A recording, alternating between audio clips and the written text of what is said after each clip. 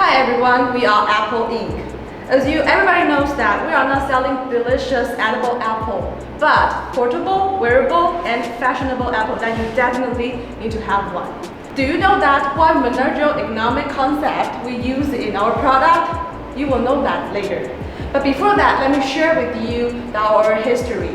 Okay, we founded in 1976, founded by 3 founders and 2 Steves and 1 Renard. These 3 teenagers. And after 4 years, we become an IPO at $22 per share. Now, we are more than 5 times. We are a booming company. But however, things not always going well. During that time, after 1985, we were facing our biggest competitor. Yes, it's Microsoft.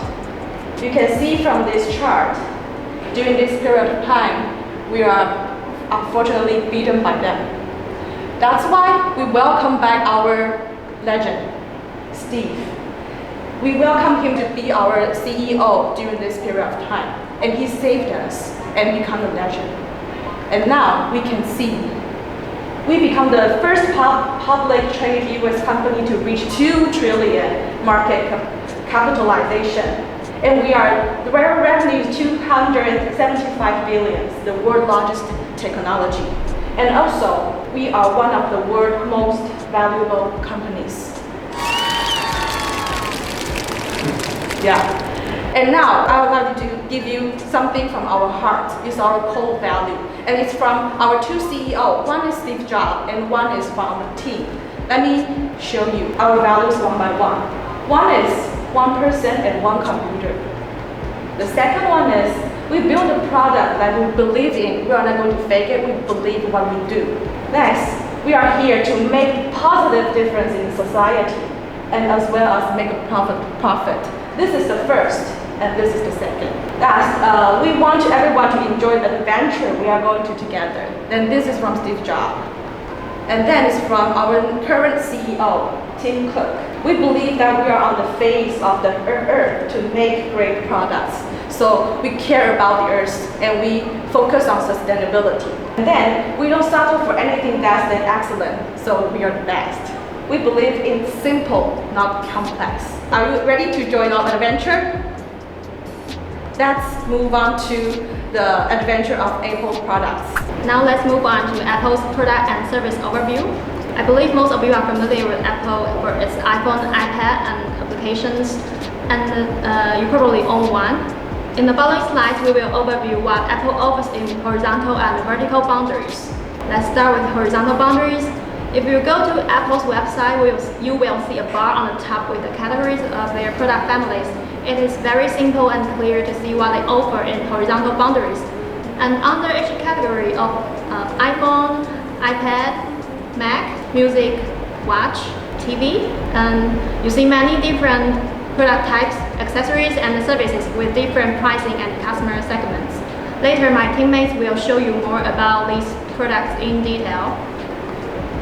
Before that, let's check vertical boundaries. R&D in hardware is mostly upstream integration in technology. For example, they acquired Authentech for Touch ID, PrimeSense for Face ID. They opened a lab in Taiwan for the display technologies. Besides, they have been designing their own chipset instead of relying on Intel. As in this year, Apple launched A14 Bionic for iPad Air and iPhone 12, as well as M1 chipset for MacBook. The manufacturing is outsourced to TSMC for its advanced finer matter process technology. And for R&D in software, one of Apple's major strengths. So through an iCloud account, it is easy for the users to synchronize their data over different Apple devices. This perfect compatibility and convenience make users unlikely to switch to Android or other systems once they start using Apple. That's why Apple's customers have higher customer loyalty. For the distribution and the retail, as we know, Apple has their own Apple stores, like the flagship store in Xinyi, Taipei. They do not just demo and sell the products. They also have events from time to time for the customers, and this enhances excellent customer experience. Or customers can also order the products on the website of Apple Store online. Last, after sale, Apple offers customer service which includes software updates from time to time 1-year warranty, or you can pay more on Apple Care to extend the warranty. If you need a lot of applications, you can also purchase the Apple One service, so this is for the bundled applications. If you need tech support, you can also check their Apple Support app for more help.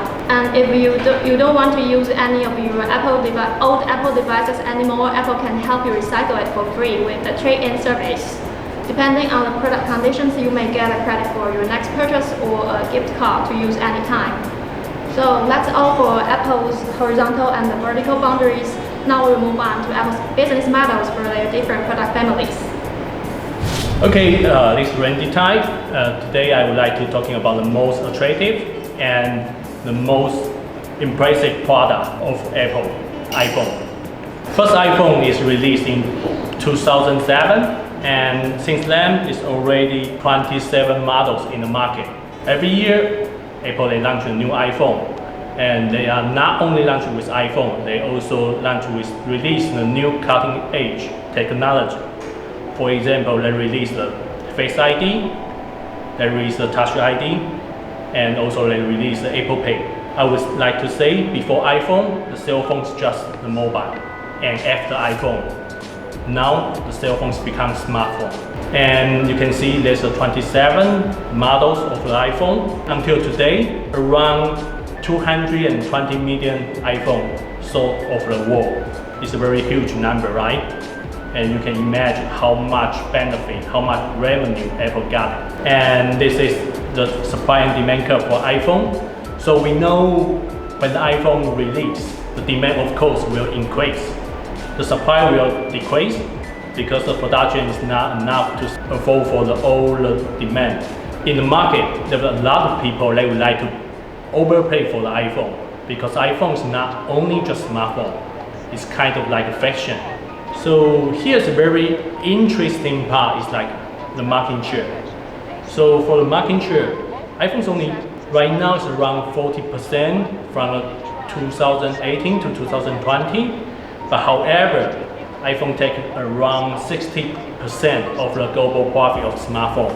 For the market for 400 to 600 bucks smartphone, iPhone take around 22%. And 44% in 600 to 800 phone. And this is the most incredible part. For over 800 bucks smartphone, iPhone take around 88%. It's very huge, right? Currently, they have some competitor for iPhone 12. We know there's Sanhom, they have the Galaxy S20, and also they have the big competitor for Google, the Pixel, and also they have the OnePlus. That's also the 5G cell phone. But I think for now, iPhone 12 still dominate of the market. Okay. Okay, so let's talk about iPad. So there are many different models of iPad, like iPad Pro, iPad Air, and iPad Mini. The product positioning, when iPad was invented 10 years ago, it was some people called it a bigger iPhone. The invention has satisfied many people's needs. Like some of them need a bigger screen to watch video, to play games. So iPad has become the substitute of iPhone. In another way, for iPad, some people also think it will be the replacement for laptop, like MacBook. Because with the advance of hardware and software, iPad now can do a lot of paperwork and do a lot of things that you usually do with computers. So iPad has nowadays become the substitute for MacBook because it's smaller, lighter, and portable. There's another very interesting way that iPad Pro has become the substitute for traditional notebook. Like for many students in NCCU, they just use iPad as their notebook, so it will be easier and you can save the environment, you can save more paper. And also, for iPad Pro, it's just not one product, because if you buy iPad, you still need miscellaneous accessories like a keyboard, the Apple Pen, adapter. So Apple can actually increase their profit margin by selling those accessories. So for iPad, when it was invented in 2011, the market share was 61.5%. However, it has been decreased to 29.2% because there are more and more competitors joining this market. So nowadays, Android has overtook the leading position of the tablet market. But Apple has now released more different models and some cheaper iPads to try to win back and compete with its competitors. And now its major competitor for tablet is Samsung Galaxy Tab. And let's look at this game theory. There is two players in the market. One is Apple, another is Samsung. And if both of them release student discount, they will all get 150,000 sales. And if all of them don't release student discount, they will all get 100,000 sales. But if only one of them release the student discount, another not, the one released student discount will get 300,000 sales, and another get 0. So with this game theory table, you will find that finally both market player all release the student discount. So in the future, iPad might be manufactured in India. Its manufacturer partner is called Foxconn, and the reason why it is considered to build its factory in India is first one, labor cost, because the labor wage in China has been increased a lot in the past few years. So labor cost is their variable cost. They can try to decrease their variable cost. The second is the land cost. Land cost is the fixed cost because they want to expanding their production line. They need to build more and more factory. So if they build a factory in India, they can save more money. And the third one is huge labor supply. In future, India will become the highest population country in the world. And the last one, they can also help Apple to expand the market in India as it's a very high potential market country in the world. So that's for iPad. Thank you. MacBook was first released in 2006 to replace PowerBook and iBook during the Mac transition to Intel processors. The current lineup consists of the MacBook Air and the MacBook Pro. The Air was originally positioned as a premium product. In the current product line, the MacBook Air is situated below the performance range MacBook Pro. For economies of scale aspect of MacBook, just a month ago, Apple announced the first models of the ARM-based MacBook Air and MacBook Pro, incorporating the new Apple M1 system on a chip. The ARM-base is the basis of Apple's iPhone, iPad, and Apple Watch. Then, that is the matter of economies of scale. This is the illustration of economies of scale.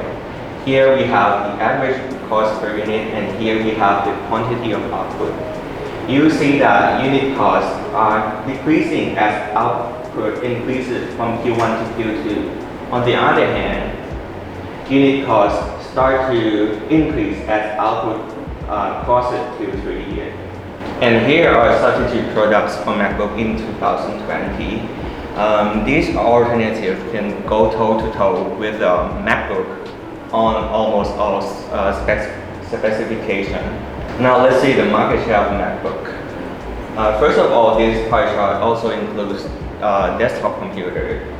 The MacBook's market share has slowly decreased from 9.6% at its peak to 7% in 2020. So in the supply and demand graph, you will see that the light green demand will shift to the dark green demand.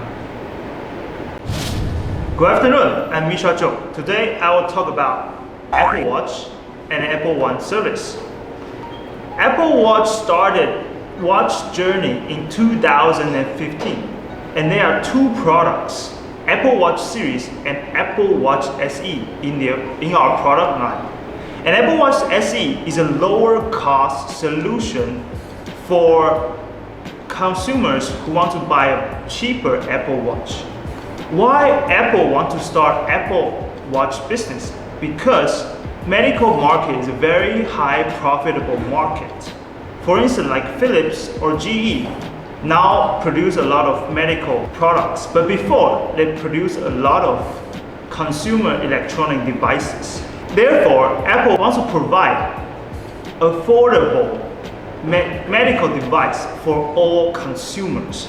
And from the first series of Apple Watch, they launched the heart rate function.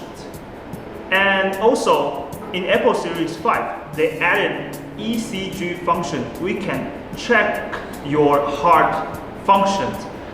But in Taiwan, we were banned because of medical law. And in Apple Series 6, launched this year, we launched a new function called blood oxygen. Next, I will talk about the ECG function banned in Taiwan. So we can see original supply is the blue line and demand is the green line. And Apple Watch had the same price all over the world. However, in Taiwan, ECG function was banned, so demand will shift down. And also because demand shift down, so Apple will provide less watches in this market because the price is same. Therefore, all the quantity will be decreased. Next, I will talk about the Apple One service. Apple One service bundled with different kind of Apple service, such as Apple Music, Apple TV, iCloud, and also as Apple Fitness Plus. We launched this year. We use indirect segment price strategy because Apple doesn't know which customers interested in what kind of function. For example, some of them interested in music, TV, or maybe cloud. So we use discounted to attract more and more customers. Thank you, everyone. Hi everyone, I'm your speaker, Val Li. Today, I'm going to bring you the topic, Apple Care.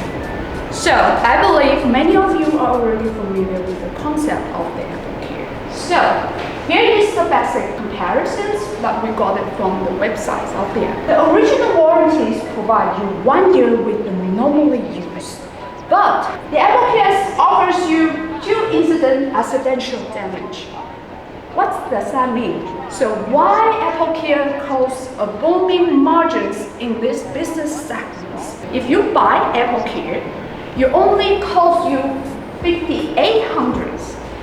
If you broken your screens, that means you only pay for 6,700. So if you are not having the Apple Care, what would you got? You have to pay 8,100 NT dollars. So, do you know how to apply the concept of economics? Let me show you. People who are more willing to buy the Apple Care, they will be more suffering on the imperfect information.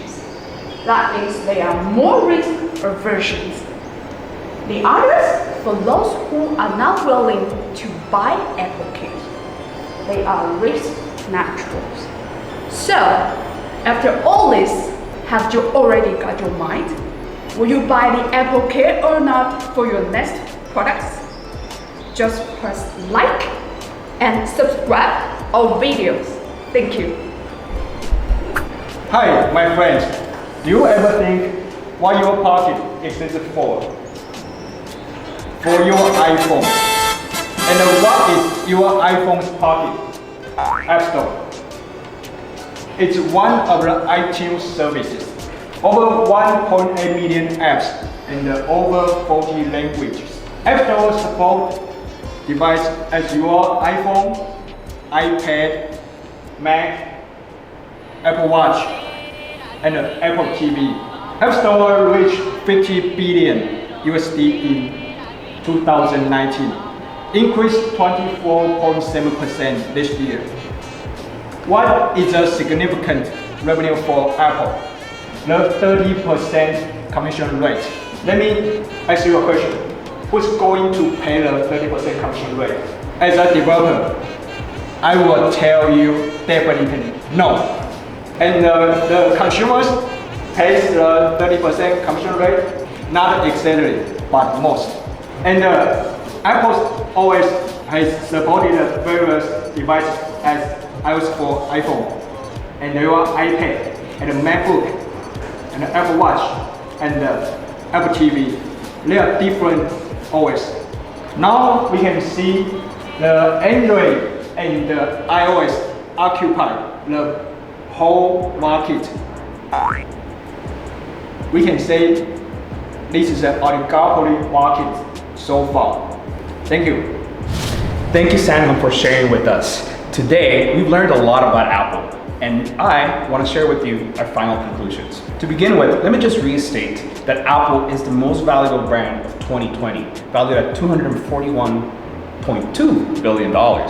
And they've been able to do this through differentiation. Basically, they've been able to offer very unique and attractive products to drive a higher market demand.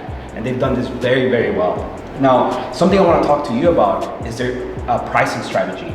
Apple uses something called MAP strategy, or minimum advertised price. Basically, have you ever gone to an Apple store and seen the price for a MacBook? It's $999 US, for example. But if you go to a reseller, or if you go to Amazon, or if you go to Walmart, it's the same price. Apple has no discounts, typically.